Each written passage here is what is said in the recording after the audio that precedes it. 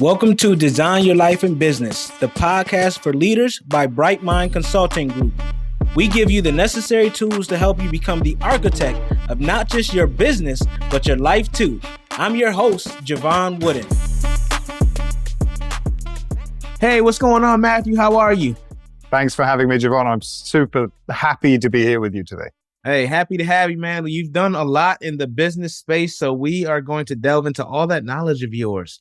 But before we get there, the first question I ask every guest is, who are you? Who is Matthew Kimberley? Oh, wow. You cut straight to the essence of my to it. Dear Lord, I know. You know, just a guy trying to do his best in the world, trying to make sure his kids are proud of him, trying to leave it a little bit brighter than when I left. You know, what I really like doing is helping people. And I don't mean that in a trite way. But if we look very essentially at what I've been doing for the last 15 years or so, it's transferring knowledge that I have to people who don't yet have that knowledge. So if I can do that a little bit every day in a way that's not arrogant or brash and leaves people slightly more equipped to sell stuff, to deal with the uncertainties of self-employment, then I think I've done a good job. I want to leave them with a smile on their face as well. Leave them with a smile on their face. Well, when you're making more money and you're feeling good, feeling great, how can you not smile, right? And you've done that through so many different ways. You took the role of the CEO of Book Yourself Solid. You've written an insightful book called Get a Fucking Grip. You have the Single Malt Club. Let's talk about some of that. How do you manage to do all of these things and still have that time for the family? Well, look, it's been a long journey. I spent the first 10 years of my life, professional life, I guess, doing an apprenticeship in selling. I sold various things. I sold timeshare apartments. I sold professional services. I sold double glazing windows. And then late 20s, I figured I knew enough to branch out on my own.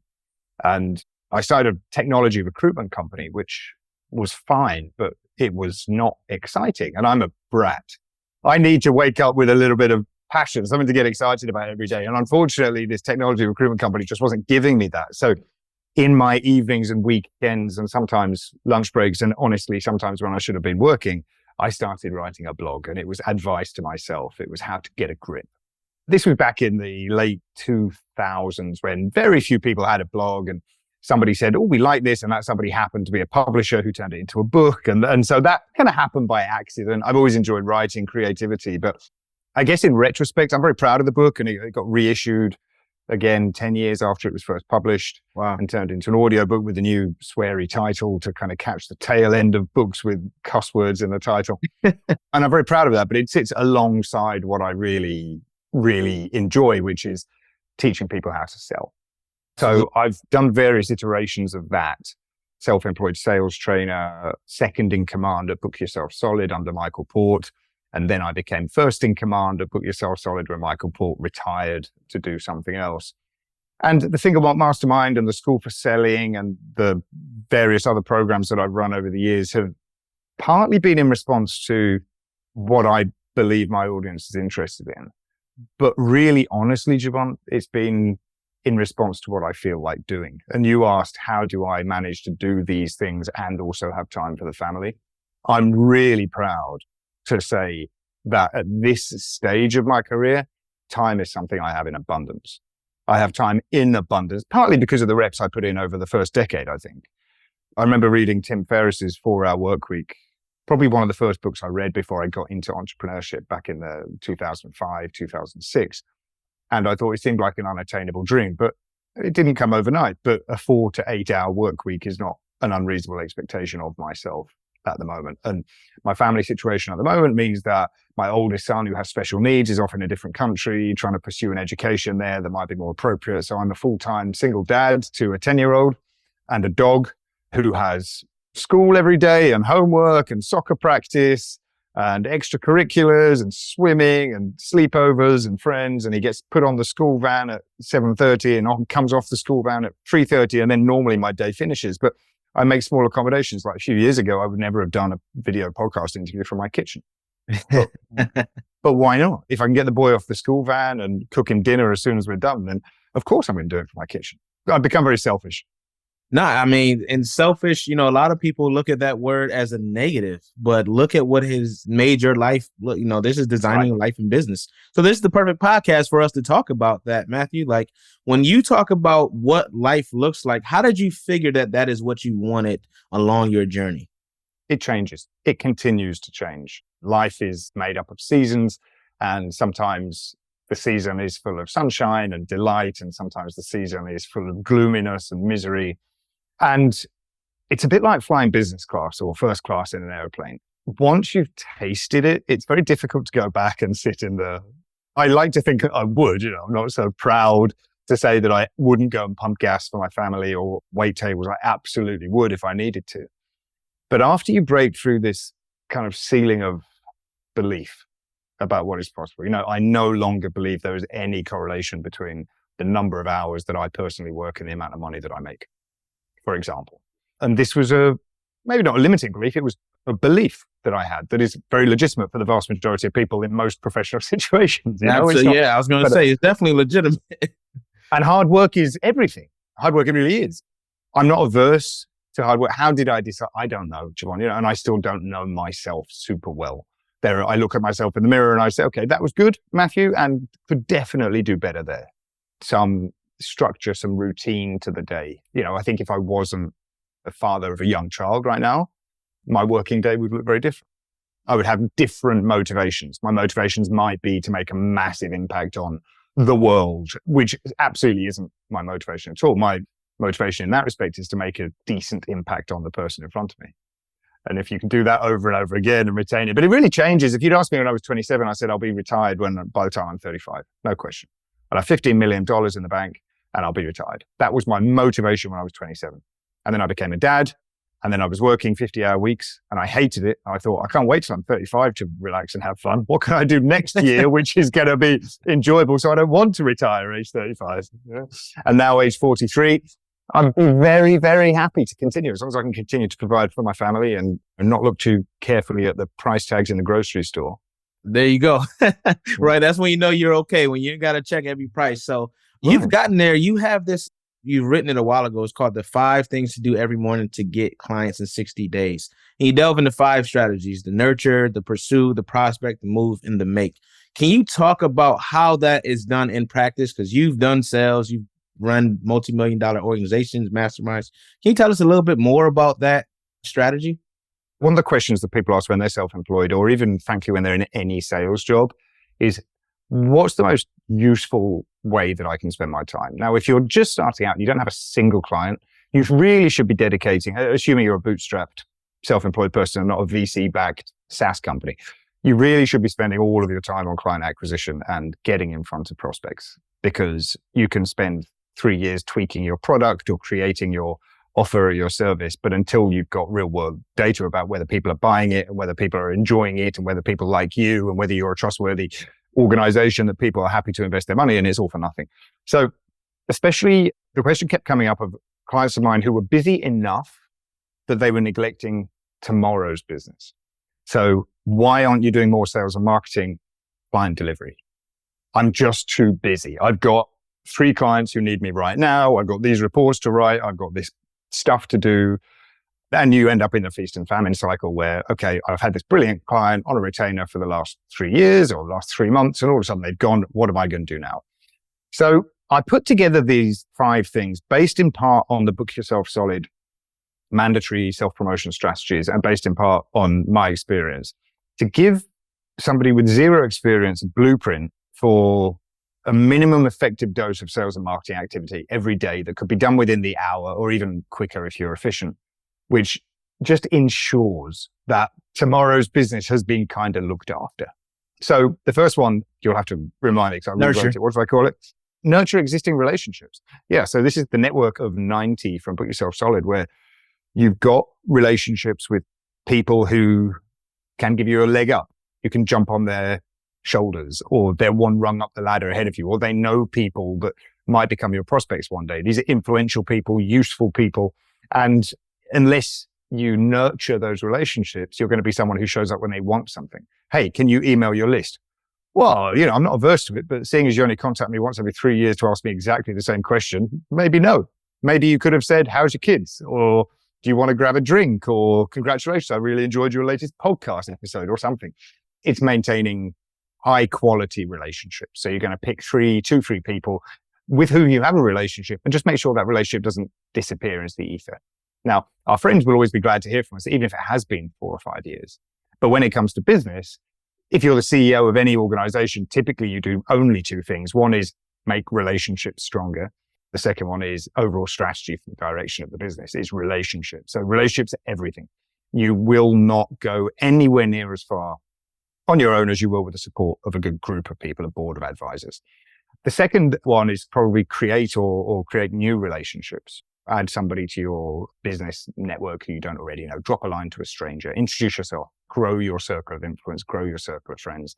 Jevon, we don't have a history together, but now we have a today. And I hope that we remain in contact in the months and years that come, for example. And we will. Yeah. No I'm big on the nurture part as well. There we go. So you've got to move your existing relationships forward all the time. You've got to create new relationships. And then I think you've got to start kind of prospecting, which is really about getting people to raise their hand. So what is prospecting? What is lead generation? How do we measure it? For the vast majority of my clients, we measure it in new data. So if somebody gives you their email address or gives you their telephone number or fills in a form on your website or raises their hand or makes a telephone inquiry, that's great. We've done a good job. We have generated a lead. And when my clients come to me and we say, is my Instagram marketing effective? The only question is it effective? I can't say, oh, that's great. It looks great. Well done. Your branding is beautiful. Those things are important. But if they're not actually generating the lead. And so there's a bit of a schism or a bit of confusion around what is sales and what is marketing. Writing an email to your mailing list is not marketing. You've already got their contact details. Right. It's trust building, but it's essentially sales. Marketing is getting new contact details. And if you look at your sales pipeline, your job is to move, number 4, somebody from the left-hand side of the screen to the right-hand side of the screen. So you've got prospects who's raised their hand and says, I'm interested in a demo. Your job then is to move them to the next stage of the sales pipeline, which is to arrange that demo. And then to the next stage, which is to make a proposal based on the demo. And to the next stage, which is to call them up and say, hey, are you going to buy my thing or not? Until they jump into bed with you or run away screaming. But we have to have enough people in our funnel or in our pipeline or in our mailing list or in our database in order to make sales offers. And making sales offers is as simple as picking up the phone to somebody and saying, hey, I really enjoyed meeting next week. I'd love to explore working together. Can we have a chat? Or it can be sending out an email to your mailing list saying, oh, by the way, I've got this really cool course. It only costs $50. And if you haven't bought it yet, now's a great time to do it. If you're not reminding people you have investable opportunities, then you're kind of stuck. So there, 4, 5, even 6 or 7 basic things, which are all related to tomorrow's business. How are my relationships? Do I have good relationships?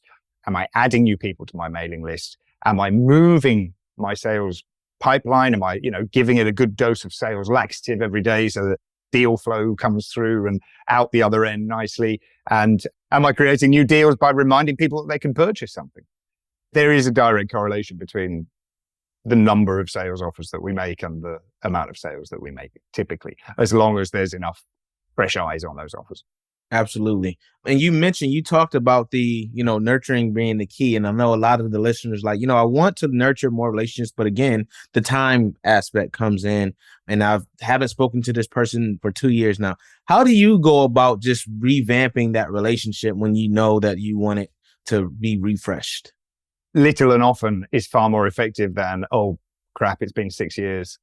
How do I earn my right to be in this person's sphere of orbit again? Which is why little and often, and really, I use an app called Dex, which is other apps exist. You can use a spreadsheet. You can use any kind of personal CRM. I particularly like Dex. It sits on my phone and it says, hey, you told us that this person is important to you and they haven't heard from you in 30 days.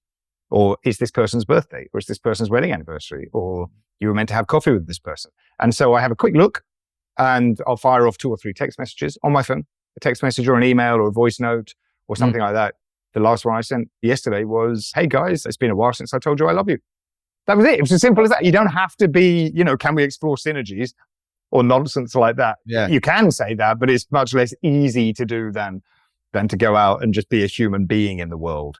And the kind of people are not necessarily people who are going to buy your thing, but they're people with whom you have a connection who can get you exposure to more people. Maybe they're journalists, maybe they're influencers, maybe they're authors, maybe they're conference organizers, maybe they're particularly well-connected people. I like to affiliate for my friends. I like to send email promotions for my friends, not because I necessarily want the money, although sometimes that's nice, but typically because it's a show of support. So, Matthew, some of my stronger relationships in my life have been a result of making that approach to a stranger and saying, I really love your product. I really love your service. Is it okay if I tell my people about it? And they'll say, yeah, sure. And you send them 20, 30, 50, 100 customers, or even just some eyeballs. Say nice things about people. If you've got an author or a journalist or somebody, maybe an actor or a DJ or a musician or anyone that you would like to have a relationship with in the future, social media has made that really accessible. I mean, there are a lot of demands on people's times, but it costs you nothing to slide into somebody's DMs or to leave a positive review of their book on Amazon. Because I think even J.K. Rowling is reading her Amazon reviews, right? Even the author of Harry Potter. So it doesn't hurt to invest 3 or 4 minutes. Now, if you end up investing hours and hours, you end up coming across as the kind of person who invested hours and hours getting people's attention, which is either weird or clearly commercial. But put yourself in the right place at the right time, and you will find you gradually start to graduate from the peripheries of somebody's awareness to the center of somebody's awareness. And as long as they don't slap you with a restraining order, then you're good. Right. So what are your favorite ways to get that one to many, right? You got many eyes on you. What are some of your preferences to get those new leads and generate those prospects? Back to relationships. My mailing list is tiny compared to the big boys, but it's very profitable per name, or at least very revenue generating per name. Almost all of it has come. I don't think I've ever paid for a name, not directly. Right. I might have paid to speak at a friend's conference. They said, well, you can speak, but I can't pay you. I'll be like, that's okay. I'll jump on a plane, I'll stay in a hotel. But then I speak to 100 people or 300 people, and some of them will say, oh, we want to hear more about Matthew. Or I tell people about my friends and I say, hey, look, Amy's got a thing you should check out, or Todd has got a thing that you should check out. And when I then say, hey, it'd be great if you could tell your people about me, because it's a business. Ultimately, it sounds avaricious, but we're doing it for business reasons, but we don't have to do it ask first. We may never ask at all. And, most of my friends have written about me just out of the sheer joy of making me smile.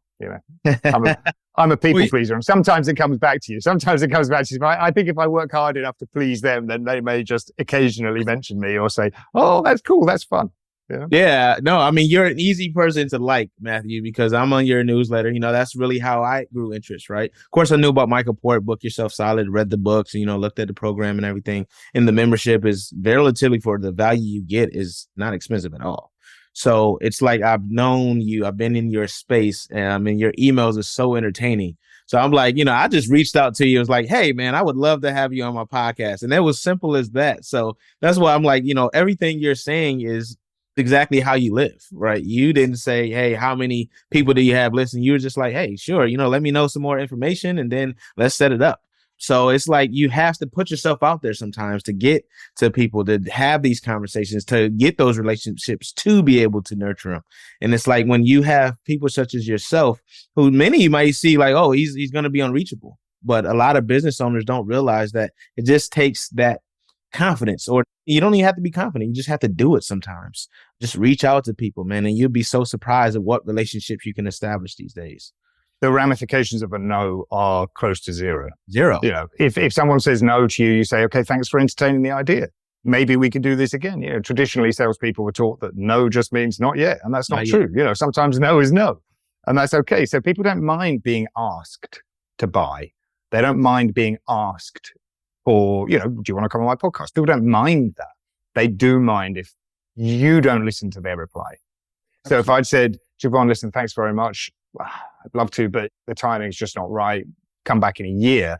If you'd said, yeah, cool, I would have been fantastic. And I almost owed you one because I asked you for something. You said yes. Then when you come back in a year, I'd be more obliged to say, I'm more inclined to say no. But if you said, well, Matthew, hang on, let's see, it's only going to take half an hour. Why don't we see if we can get something in before the end of this year? I'd be like, man, you didn't listen. Yeah. You didn't listen. I don't know if you've ever been single in the age of dating apps, but I have. And when you first get started on the dating apps, you are afraid, or I was, because this confidence isn't innate. It comes with experience. Confidence is I've put myself in this situation enough times to have a reasonable expectation that I can cope with the outcome. I feel relatively confident when I get on stage because I've been on stage 1,000 times. Was I confident the first time I got on stage? No, of course not. Was I confident when I first swiped right on somebody that I liked on Tinder? No, I was terrified that I was exposing myself. I was like, but if I show her I like her, then I'm in a position of weakness and I'll get my heart broken and she's going to think I'm an idiot. And after a little while, it just becomes, what's the worst that can happen if I say, hey, I'm here, I like you. Do you want to have lunch? Do you want to have dinner? Do you want to come on my podcast? What's the worst that can happen? I say no. Yeah. There goes those offers, right? If you don't put out that offer, you don't have a shot. We hear that quote all the time. I think it's Gretzky. You miss 100% of the shots you don't take, right? So there that goes. So you also discuss with your sales pipeline, you discuss visualizing the pipeline as a series of stages. In your experience, which stages along that pipeline do people struggle with most? The follow-up after the initial offer. So it's easy to get people to see the offer. Typically, it depends on the business. If you're selling nuclear submarines to South American governments, it might take you years to get to the offer stage. But typically, what I hear from the self-employed, non-trained salesperson is, should I follow up? They said they get back to me. And the answer to that is always, yes, you should. And what's more, you should have them. And this comes from, You Can't Teach a Kid to Ride a Bike at a Seminar, which is a sales book, one of the greatest sales books ever written by David Sandler. And he talks about being in control of the follow-up. So you actually have a micro commitment with your prospects. If they say, look, that sounds great, I'll get back to you. You say, yeah, that sounds fantastic. When do you want to get back to me? Do you want to get back to me tomorrow or on Monday? And they'll go, I might need a little bit of time, not wanting to commit. And you say, listen, I'll tell you what, let's keep it super simple. If I haven't heard from you by Wednesday, I'll drop you a note and you just give me a yes or a no, or I've got more questions. Is that okay? We used to, when I worked in timeshare, we had an expression which was the be back bus will never be back. If someone says, thanks very much, let me go away and think about it, I'll be back. They won't ever be back. Not because they don't necessarily like your offer or it's not valuable. It's just out of sight, out of mind. I actually prefer, funnily enough, to allow people, unless they've come, they said, no, I'm ready to buy. I want to buy now. I would much rather say to somebody at the end of a sales conversation, which flies in the face of all traditional sales training, listen, I don't know if it's right for you yet. You don't know if it's right for you yet. Why don't you go and think about it for 48 hours? And then I'll get back in touch and we can discuss what the next steps are. I like that because it means that 100% of my customers, they've slept on it and I can never be accused of applying pressure. Something else from the Sandler books, which is, dangerous in the wrong hands and can be manipulative in the wrong hands, is the takeaway. So he talks about having a pendulum that swings. And if you ask, Jevon, how warm are you on this offer? And you'd be like, well, 70, 80%, I'd say it's looking pretty good. And I might say, well, look, 70 or 80% doesn't cut it. I can't have anybody in my business who's not like at least 95%. So I'm sorry, but based on your answer just now, I don't think you're a good prospect for this whatsoever. So what I've done is I've taken the pendulum from 70% down to 5% chance of you getting it. But when I release it, if you bite and you're like, oh, no, what I really mean is, and they go, and it goes all the way back up. That takeaway can be quite powerful. But I'd say that's advanced selling strategies that don't necessarily need to be mastered in the beginning. Yes. But not being needy is a very important one. You have to be detached from the outcome or you won't ask the right questions. And, one of the fundamental principles of Book Yourself Solid is that we don't work with anyone. We carefully audition and we qualify our clients. And we call it the Red Velvet Road policy. It's like having a bouncer on the door for your business.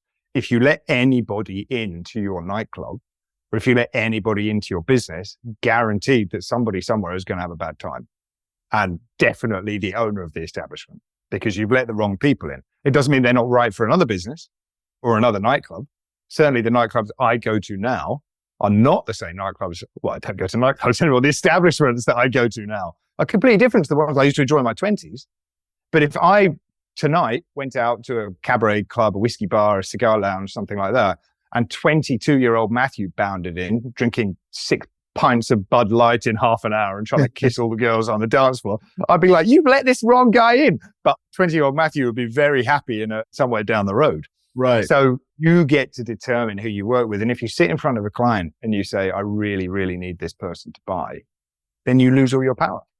That is so key because it's that mindset piece, right? It's like, I need this versus, hey, I think this will be right for you. But if you don't want it, you relinquish that. You're like, okay, maybe they weren't the right fit, because then you're going to take those clients who become issues, who become troublemakers that you're talking about. Then you're going to realize it wasn't worth it in the first place, right? That dollar value just didn't match up with the stress you're probably going to receive, because those clients are usually the hardest ones to work with. Those ones you knew just weren't right, or you had to work a little too hard because they're like, oh, prove to me that you deserve me as a client, versus, hey, we're just going to, where we have that right fit. Right.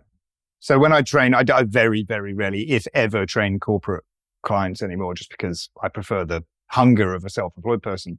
But occasionally this came up all the time. If you go to a corporate account, they'll be like, okay, pitch us. Why should we choose you? And that's when traditionally, back in my day, you get out the ring binder with the laminated pitch deck, which you printed off, and you talk through all the features and benefits, or now it's probably done on an iPad or something. But really the only correct response to, so why should we choose you, is, well, I don't know if you should. That's what I'm here to find out. Let me ask you some questions. Flipping the script. And I think you asked me earlier about still having time for family, and I explained that time is something that I have in abundance because of the 5 things. Because of gentle nurture, gentle prospecting, daily drips, which are just like, hey, I still exist, or jump in over here, or tell a friend about me, or because of the relationship capital that I continue to invest in. The biggest luxury that I have in my business is saying no to opportunities, because I get pitched often enough.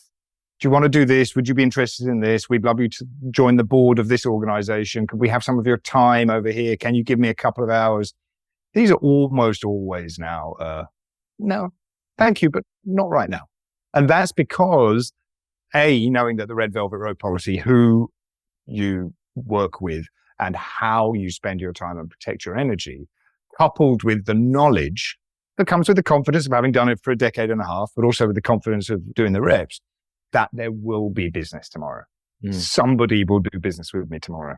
It gives the greatest luxury in the world, which is choosing how you spend your time, choosing your gigs. And sometimes, of course, you end up doing things you don't really want to do, but you do it in service of another person. You do it in service of a greater good, like sitting on the sidelines of my kids' soccer practice for 9 hours a week in the driving rain, when I could be at home with a glass of wine. I don't enjoy it. I love making him happy. I love it when he looks over once every 45 minutes and goes, and I go, yeah, I was there. So I'm not saying you have to, be completely selfish and brattish about how you spend your time.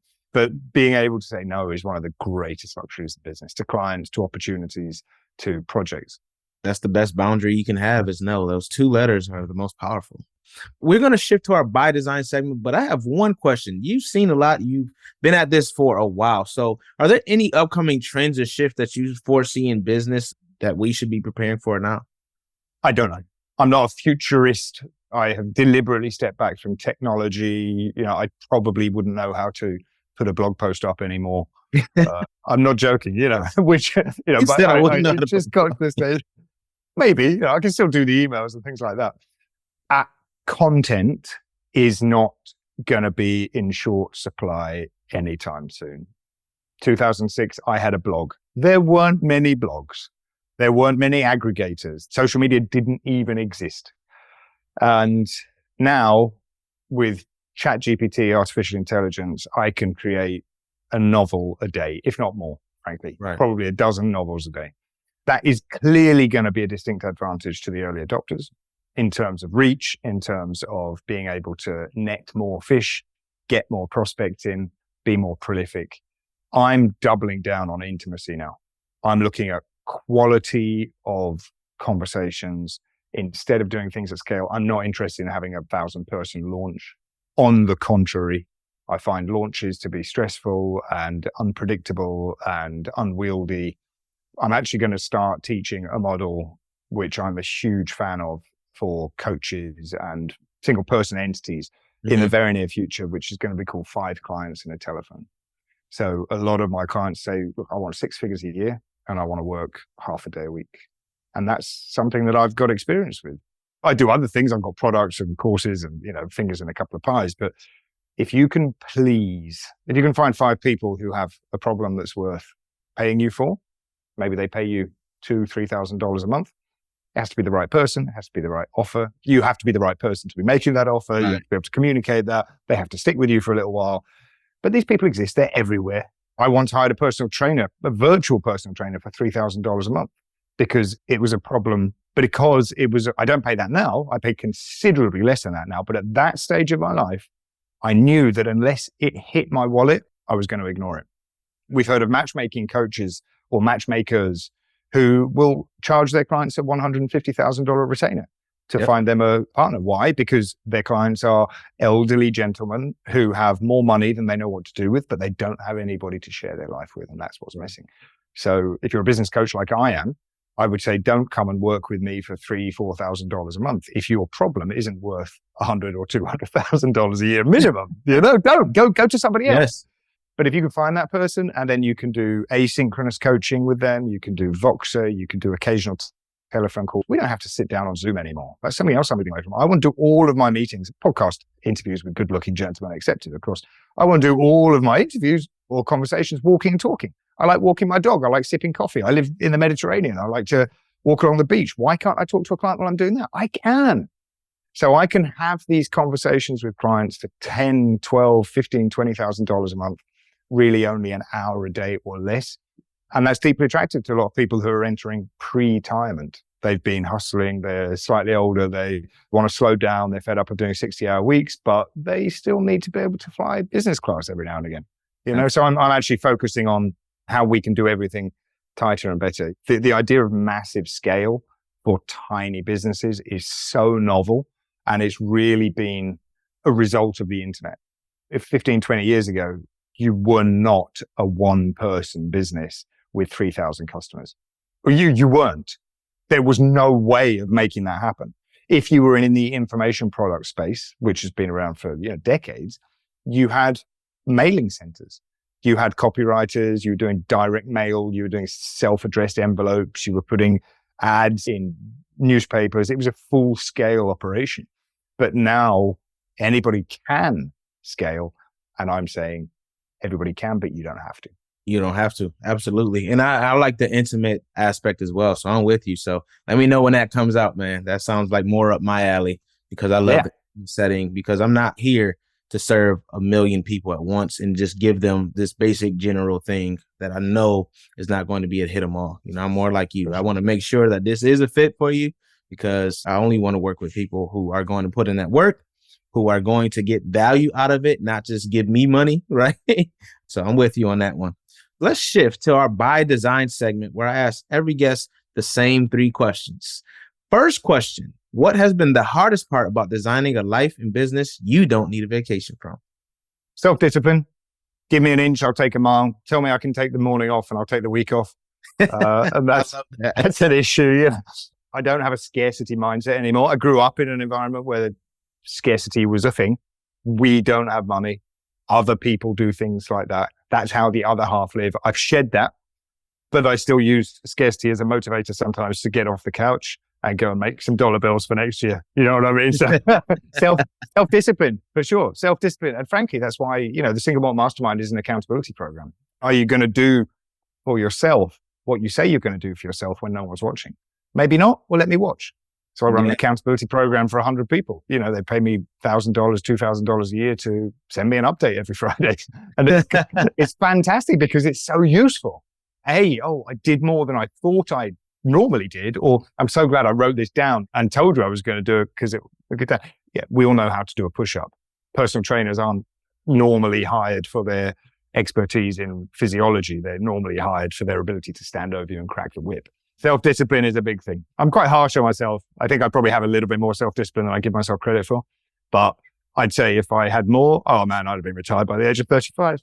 You would have hit that goal.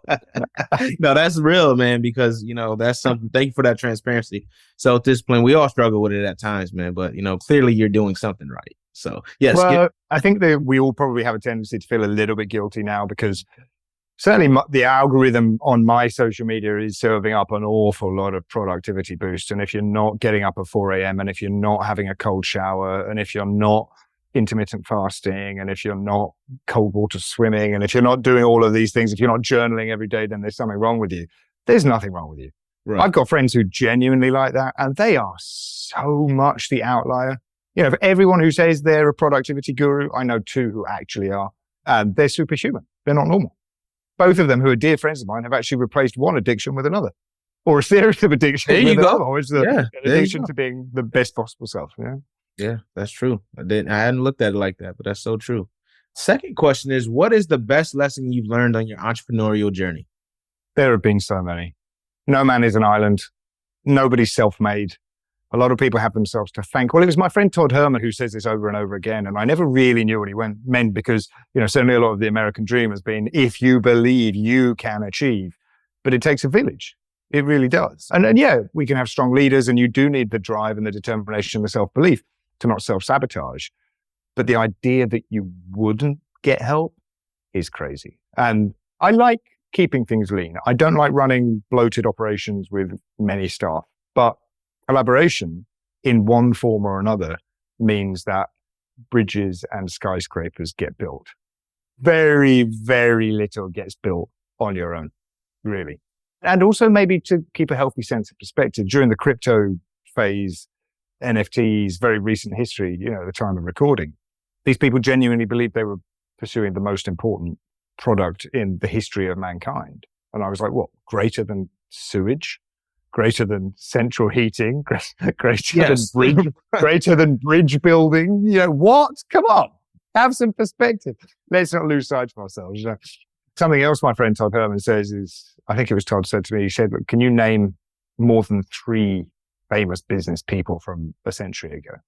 You know, a century ago, turn of the century. Are there a couple, you know, you've got the Rockefellers, but really we can only name 2 or 3. So to be obsessed with leaving a legacy is a waste of energy. Legacy where we'll be remembered by generation after generation after generation. No, we won't. And I don't mean that to say don't try your hardest, but keep a healthy sense of perspective. Stay humble. Have some fun too, man. Like that, I tell people that all the time. Like, have some fun. Like, don't get so caught up in it.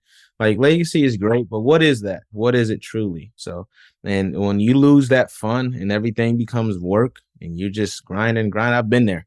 So I always tell people, don't get there, because when you get there, it's like you can eat the best food and it's not going to taste like anything, right? So we got to make sure we have fun and we keep the joy in our lives on this journey, because it can wear you out if you don't. So, third question is, what are 3 tools or tips that you would recommend when scaling a business? You need a really good, simple newsletter sending system. Number 1, it's just a massive luxury to be able to reach people in real time, in their inbox, at scale. You can hit send on an email that will go out to 150,000 people as easy as licking an envelope. Get one that works, get familiar with it, get comfortable sending emails that people appreciate opening. Very few businesses I see of all sizes are doing email right. Doesn't matter how big you are. Now, Amazon's probably doing a pretty good job, you know, but I've done business with, I don't know how many e-commerce stores over the years who have never emailed me again. I mean, some do. The vast majority do it very badly. You know, you have an opportunity. These people have done business with you. Or if they haven't, they've signed up to your newsletter. Mm-hmm. Why are you ignoring them? What's wrong with you? You don't deserve their business if you're not prepared to show up and say, hey, let's do some business. Related to that, the sales CRM may or may not be the same system. You will not remember every conversation that you've had with people. You will not remember every follow-up you're meant to make. You might get hit by a bus and be incapacitated for a few weeks, which means your assistant, your second in command, your sales manager, your wife, your husband might have to step in and commit to the things that you said you'd do. If it's not written down in your good CRM hygiene, super, super important. And again, I've seen insurance companies, global insurance companies whose customer data is spread over 16 different systems and they don't know where to find it. It's a tip. The acknowledgement that what got you here, and it's a cliche, but it's true, won't get you there. There's a reason why, you know, CEOs are paid millions and millions of dollars in large organizations, because it's a really, really difficult job to be able to. And if you've got your company to 10 million or 5 million on your own, congratulations. But if your idea of scaling then is up to 25 or 50 million, chances are you're far better off bunging 500K or $1 million a year to somebody who's done it before and who knows what's doing it. And this is about staying humble. This is about acknowledging your place and your skills and your capacity. I've seen people burn out with too many moving parts, maybe not even financial, but in terms of commitments, in terms of number of customers, because they believe that because they were able to do it with 100 people last year, they can do it with 3,000 people this year. And it's just a completely different kettle of fish. Absolutely. I love that, man. Well, it's been just a pleasure. So pleasure just speaking with you, man. So I want to know, how can the people connect with you? Well, I would say you can go to MatthewKimberley.com. You can spell that pretty much any way you want. But if you want to spell it right, it's Matthew with 2 T's and Kimberley, Ley at the end. And there's nothing there apart from an invitation to give me your email address. And if you do that, I'll send you a copy of my 5 Things Guide. And every now and again, I'll send you a delightful email. And who knows, maybe I'll come on your podcast next. Absolutely. They are definitely delightful. And he has so much knowledge, as you've heard. So definitely go to that website and it'll be in your show notes. Well, remember, everyone that is listening, to keep ascending. Design that life and business you don't need a vacation from. We'll see you soon. Design Your Life and Business, the podcast for leaders, is brought to you by Bright Mind Consulting Group. To find out more about Bright Mind Consulting Group and how you can become the best leader possible, visit brightmindconsultinggroup.com. Make sure you search for Design Your Life and Business on Apple Podcasts, Spotify, Google Podcasts, or anywhere else podcasts are found. Click subscribe so you don't miss any future episodes. On behalf of the team here at Bright Mind Consulting Group, we cannot thank you enough for listening.